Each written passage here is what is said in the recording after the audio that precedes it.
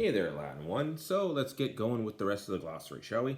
So we're on line 9, the second column of your glossary on page 25, chapter 5. Statim. Statim. Now, statim means immediately. You might hear this in like procedural shows when they go to the hospital and they need something stat. That means immediately. The next one is ferte auxilium. Now I'm going to break that down. Ferte is when you are telling more than one person to bring something. You would say ferte. So you'd say ferte puerum, ferte arborum, bring me the boy, bring me the tree. But auxilium means help. So I want you to translate this as bring help. Okay, don't just translate it as help. The next one is ubi. Now they're bringing this up again because ubi can mean where. It can also mean when. You have to kind of determine based on the context of what you're reading. Are we talking about something happening sequentially in time, or are we talking about set pieces moving around in a story? Okay. Clamor. Clamor. Clamor is masculine. I think. Let me think.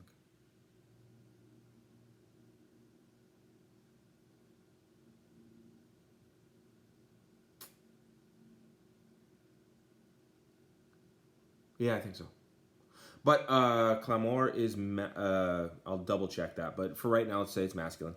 But clamor, it's where we get clamor. It's where we get the word exclaim. There's a verb that's clamo, clamare, which is to shout.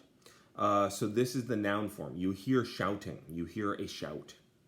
Ad puellas. So ad means to or toward, and you're going to change the spelling of the word puellas for reasons I'll give you next week or on the next chapter. So toward the girls, just translate it as it is. Eos. Eos is the direct object form. That means them. Okay, so if you scare them, you would use eos. Now that's masculine. Eum is the direct object form. That is masculine as well, but it's singular. Okay, so you scared him. Eum. All right. The next word, one of my favorite, petit. Petit. Do not say looks for. Always say seeks. And this is one of my favorites because in a few chapters you're going to see that it means like 20 different things. For this particular instance, it means seeks. Every once in a while it'll mean heads toward or attacks. But right now it means seek. He or she seeks.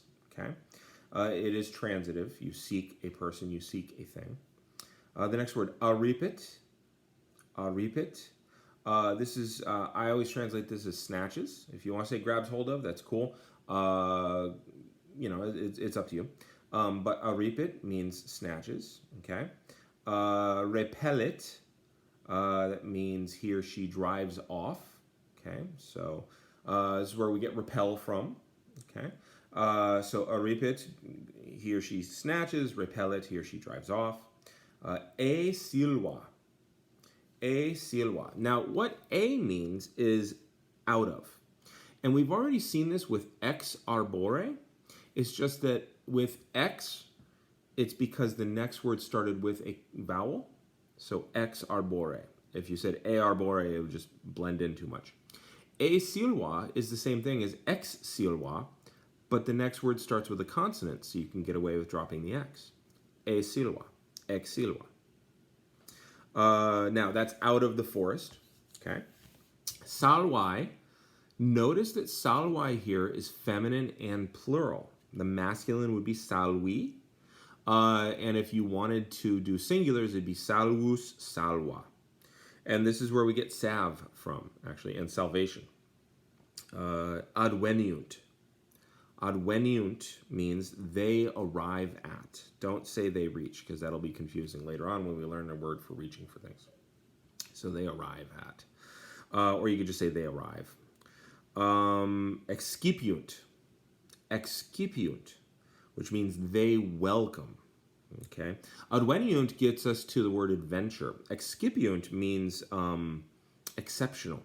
You can actually get the word exceptional from, because you welcome something that's exceptional. It's a little weird, but it works. Ad hoc.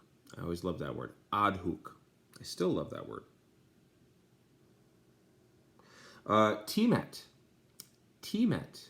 Now, I want you to get rid of the idea of is afraid, and I want you to only use the word fears. He or she fears.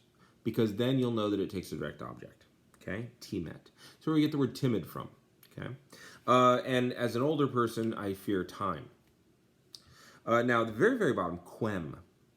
Quem.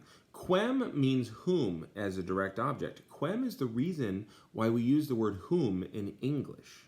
I do not know whom I saw. That works. I do not know who kicked me. You don't use whom because it's the subject there. But whom is when you use a direct object. So now you know.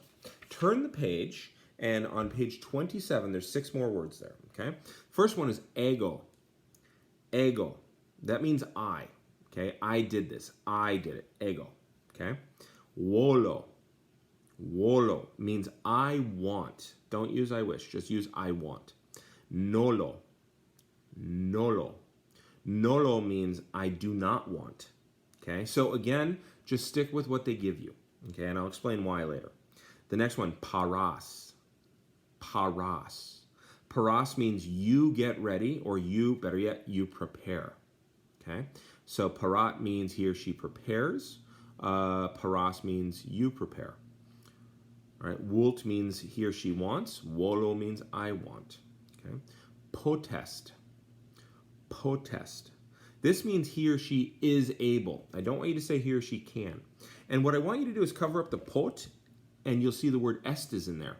And it means is, right? He or she is. With pot means he or she is able. And it's where you get the word potent, potential, words like that. And then the very last one, exire. Exire. This means to go out, specifically to go out. Okay? And that's pretty much all of it for that. So that takes care of the glossary. I'll get back to you in a little bit with the video on the grammar. Okay? I'm going to hit the button.